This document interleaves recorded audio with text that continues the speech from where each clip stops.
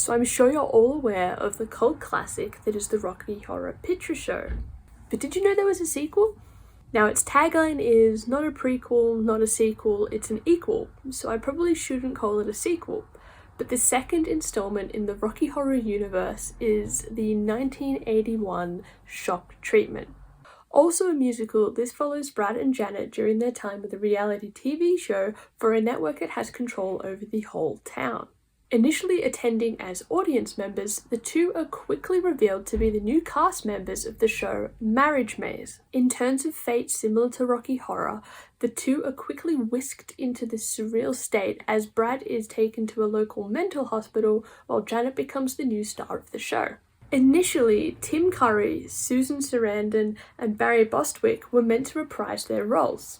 However, due to a combination of turning down the roles and the studio's decisions, these cast members were rejigged a bit, making the continuity between Rocky Horror and Shock Treatment a little less obvious. That being said, we do get familiar faces in Barry Humphries and Rick Mile joining the cast. Personally, I don't find Shock Treatment an equal to Rocky Horror. The music isn't as catchy and the plot is a little hazy from all the rewrites. My favourite song is probably the title song Shock Treatment, as it falls closest to the calibre you've come to expect from Rocky Horror. This film was intentionally sabotaged by the studio though. Okay, sabotage might be a bit harsh, but the studio tried to replicate the cult success of Rocky Horror.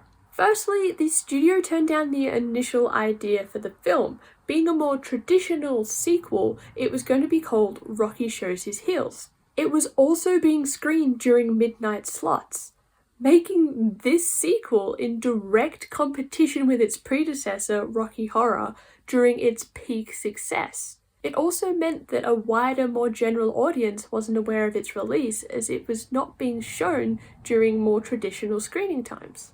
And if that wasn't enough, it was also filmed during an actors' strike, meaning that they were forced to film it within a studio as they couldn't go out on location. While hardcore fans of Rocky Horror were still enjoying the show and going and seeing it, it only earned an estimated $100,000 from a $3.5 million budget, making this a flop. The biggest takeaway here is that you just can't force something to be a cult classic. It happens organically. All that being said, I do recommend going and watching it if you do enjoy Rocky Horror Picture Show. The Shock Treatment is a critique on reality TV, which I think is more prevalent than ever. Just don't go in expecting too much out of it.